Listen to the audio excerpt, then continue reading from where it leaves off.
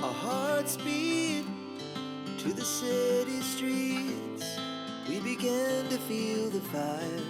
जब बेडरूम साफ़ होता है तब माइंड भी फ्रेश फील करता है। आज हम करेंगे कंप्लीट बेडरूम डीप क्लीनिंग। सबसे पहले स्टार्ट करते हैं जाला सफाई से। सीलिंग के कॉर्नर और वॉल के एज पर जो डस्ट और जाले जम जाते हैं उन्हें स्लोली ब्रूम से या फिर आजकल टूल आते हैं उससे रिमूव करें। अगर आपको डस्ट से एलर्जी है और अगर नहीं भी है तो हमें मास्क का यूज़ ज़रूर करना चाहिए डस्टिंग के टाइम पे। वार्डरोब के ऊपर वाली जगह को हम अक्सर इग्नोर कर देते हैं, यहाँ सबसे ज़्यादा डस्ट जमा होती है। सबसे पहले आजकल जो डस्टिंग टूल आता है उसके हेल्प से डस्ट को हटाएं, उसके बाद फिर एक वेट कपड़े से इसे वाइप करें। ऐसा करने से वार्डरोब के ऊपर भी क्लीनिंग होती रहती है और जो डस्ट होते हैं वो जमा नहीं होते हैं, क्योंकि जो डस्ट होते हैं वो हमेशा ऐसे ही सतहों पर जमा होते हैं जो बराबर होते हैं जिस पे डस्ट रुक सके। इसके साथ ही फैन क्लीनिंग बहुत ज़रूरी है वरना डस्ट नीचे गिरते रहते हैं। एक पिलो का कवर या क्लॉथ यूज़ करके ब्लेड को जेंटली क्लीन करें। जब सारा डस्ट हट जाए तो सोप लिक्विड लेके एक स्क्रबर की हेल्प से अच्छे से स्क्रब करें और गीले कपड़े से इसे पोंछ दें तो फैन जो है एकदम नए जैसा लगने लग जाता है। अब बारी आती है एसी क्लीनिंग की, जो हमेशा होते रहना चाहिए और साल में एक बार डीप क्लीनिंग आपको जरूर करानी चाहिए। सिर्फ हवा नहीं, पैसे तो लगते हैं पर ये इससे आपकी एसी की लाइफ बढ़ जाती है। इसके साथ ही सबसे पहले मैंने किया है इसे अच्छे से वाइप कर दिया है। वाइप करने के बाद ये जहाँ से हवा सर्कुलेट होती है उसे भी, उसमें बहुत ज़्यादा डस्ट जम गया था, उसे भी अच्छे से क्लीन किया है और इसके फ़िल्टर को वापस से क्लीन करके लगा दिया है। We rise like tall buildings as the chemicals they take us higher. अब बारी आती है विंडो की। विंडो बंद होता है और डस्ट बाहर से बहुत ज़्यादा पड़ते हैं तो इसे भी मैं सिंपल विनेगर वाटर के सॉल्यूशन से क्लीन कर देती हूँ और वेट वाइप से, मतलब वेट कपड़े से क्लीन कर देती हूँ। बहुत ही अच्छे तरीके से साफ़ हो जाता है। बेड पहले इस साइड पे था, विंडो के साइड पे, जो मैंने इसी वीडियो में चेंज किया है। इसे मैंने दूसरे डायरेक्शन में कर दिया है जिससे कि बेड का लुक थोड़ा सा चेंज हो सके। और इसी तरीके से मैंने क्या किया है कि थोड़ी चीज़ों को इधर उधर चेंज करके बेडरूम का मेकओवर किया है। बाकी की जगह वैक्यूम क्लीनर से वैक्यूम कर दिया है जिससे कि अच्छे से और क्लीनिंग हो जाए, अगर कहीं भी कुछ बचा हो तो निकल जाए। जैसे कि ये अलमीरा है जो कि दीवार में फिक्स है, ये सीमेंट वाली अलमीरा है जो क्लीन करना बहुत टफ है तो इसे मैं वैक्यूम से करती हूँ, क्योंकि एक साइड का विंडो बंद होता है दूसरे साइड का खुलता है, इस तरीके का कुछ इसका अरेंजमेंट है तो इसे मैं वैक्यूम कर ले रही हूँ। और ऐसी कोई भी जगह जहाँ लगता है कि हाथ नहीं पहुँचेगा वहाँ मैं वैक्यूम कर देती हूँ। The night's young and it's just begun as she puts her hand in mine.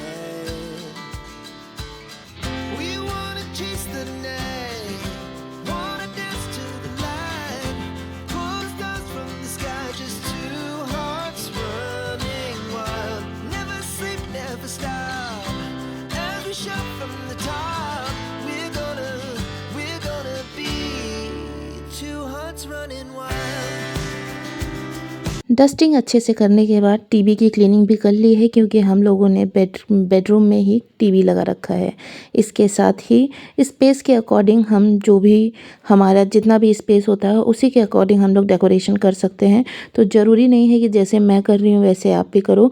मेरी रिक्वायरमेंट जिस चीज़ की है बेडरूम में, मैं उन चीज़ों को बेडरूम में रखती हूँ। बाकी जिन चीज़ों की रिक्वायरमेंट नहीं है उसे मैं कहीं और सेट कर देती हूँ। इसी तरीके से वार्डरोब भी मेरे बेडरूम में है, वैसे सभी के बेडरूम में होता है पर मैंने अभी बेडरूम में ही रखा है और पहले मैंने इसे दूसरे बेडरूम में रखा था बेसिकली, तो अभी मैंने इसे शिफ्ट कर दिया है। और इसके साथ ही ये जो बेड वार्डरोब है इसके ऊपर मैं ये मैट बिछा रही हूँ। मैट की कटिंग मैंने साइज़ के अकॉर्डिंग कर दी है, क्लीनिंग अच्छे से कर दी है वार्डरोब के अंदर से, और उसके बाद यहाँ मैट बिछा के फिर मैं जो भी क्लॉथ्स हैं उन सबको रखूँगी। कोशिश करूँगी कि जहाँ हैंगिंग वाले जगह है वहाँ पे मैं कपड़े ही ज़्यादा हैंग करूँ, जिससे कि ज़्यादा अलमीरा ज़्यादा क्लटरी ना दिखे, क्योंकि बहुत ज़्यादा सामान भर देने पे वो बहुत ज़्यादा क्लटर दिखाई देने लगता है और सामान मिलना भी मुश्किल हो जाता है।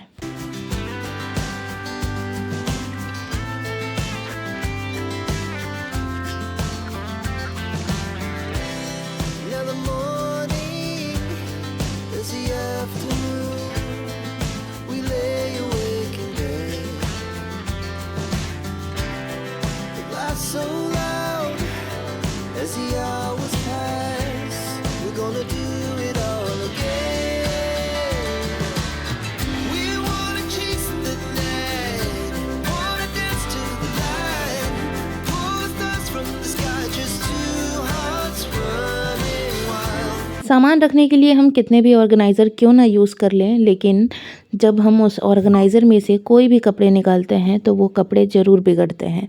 अगर हम लोग इस तरीके से हैंगिंग वाले एरिया को यूज़ करते हैं, हम लोग कपड़े को ज़्यादा से ज़्यादा हैंगर में हैंग करके रखते हैं, तो हमें उस कपड़े को निकालने में भी आसानी होती है और इसके साथ ही एक कपड़े निकालने के साथ दूसरे कपड़े बिगड़ते भी नहीं हैं। तो मुझे लगता है कि ऑर्गेनाइज़र से ज़्यादा बेस्ट ऑप्शन ये हैंगर होता है। Never sleep, never stop. As we shout from the top, we're gonna be.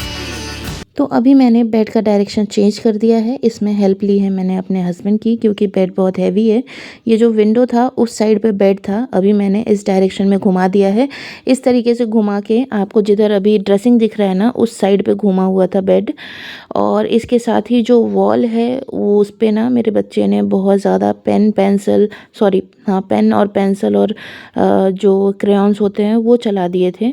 तो ये ग्रीन पेंट सेम यही वाला रखा हुआ था, तो मैंने वापस से जहाँ जहाँ पेंट था उतने एरिए में वापस से पेंट कर दिया है, जिससे कि ये बेडरूम का लुक थोड़ा सा अच्छा हो जाए। पेंट मैं पूरा चेंज नहीं कर रही हूँ, क्योंकि एसी को डिसमेंटल करना पड़ेगा, फिर वापस लगाना पड़ेगा, या फिर वहाँ पे पैच रह जाएगा दूसरे पेंट का अगर मैं पेंट चेंज करूँगी तो इसीलिए जो भी पेंट पहले से था उसी पेंट को मैंने वापस से कर दिया है और ये इस तरीके से कुछ रेडी हो गया है। इसके बाद ये बेड को हम लोग इस डायरेक्शन में सेट कर रहे हैं। यहाँ मैं कर दे रही हूँ बेड की क्लीनिंग। मैंने एक एक चीज़ की, जिस बेडरूम की एक एक चीज़ की मैंने क्लीनिंग की है, जिससे कि बेडरूम की डीप क्लीनिंग भी हो जाए और जो थोड़ा बहुत मेकओवर, थोड़े बहुत चेंजेस है वो भी हो जाए।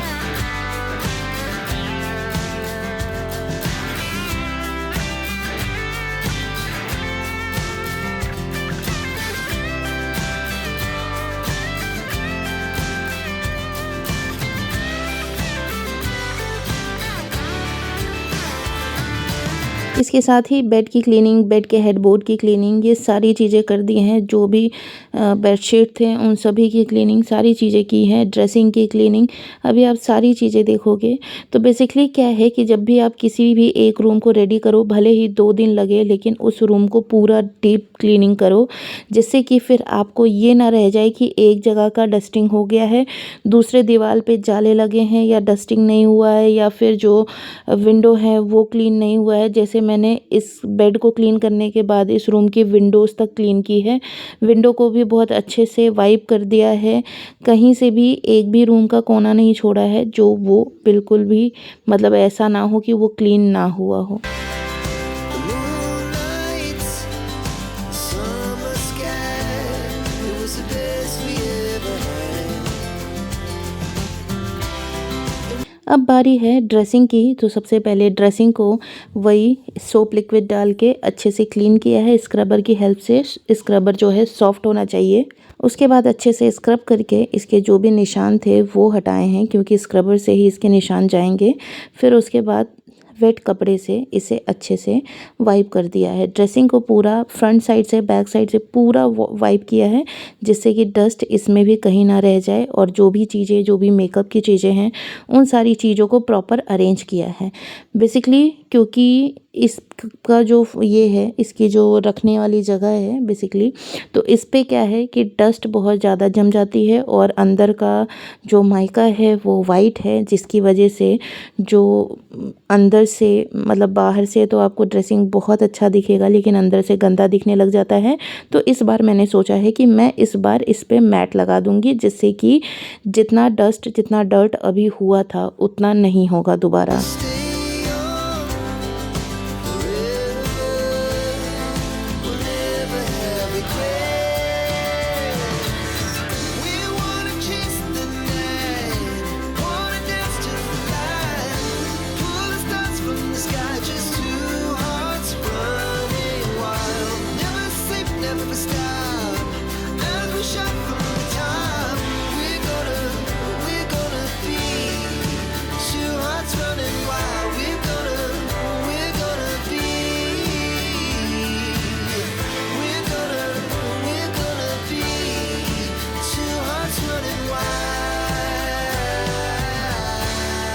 इस बार मैंने ड्रेसिंग हो या अलमीरा सभी में मैंने इस बार मैट बिछाया है, जिससे कि जो डस्ट जम जाता है वो नहीं जमेगा और मैट को बड़े आराम से क्लीन कर सकते हैं। मैट को हटाने के बाद अच्छे से ईज़िली वो वाइप हो जाएगा एरिया, तो इसीलिए मैट बिछाया है मैंने।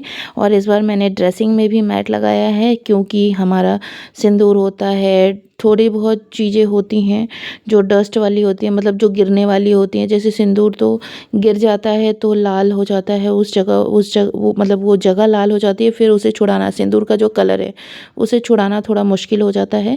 इसलिए मैंने इस बार वाइप करके यहाँ ड्रेसिंग में भी मैंने मैट लगा दिया है और इसमें अब इसके ऊपर मैं सारा सामान रखूँगी, जिससे कि कुछ भी गिरेगा नहीं, और गिरेगा तो मैट बहुत आसानी से साफ़ भी हो जाएगा या फिर दूसरा मतलब रिप्लेस भी हो जाएगा।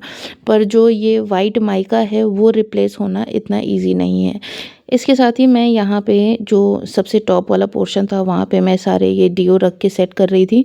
मैं सारे डीओ को एक जगह रखती हूँ, सारे जो सिंदूर के डिब्बे होते हैं, बॉक्सेस होते हैं, उन्हें एक जगह रखती हूँ। जो भी मेकअप का जो भी जिस तरीके का जो एक जैसे एक कैटेगरी के प्रोडक्ट होते हैं उन्हें एक साथ रखती हूँ। तो इसमें रखने के बाद मैंने हटा दिया था, क्योंकि यहाँ पे मेरी चूड़ियाँ भी जाएंगी। यहाँ पे चूड़ी हैंगर टाइप का मतलब होल्डर दिया हुआ है, तो वहाँ पे मैं चूड़ी भी रख सकती हूँ।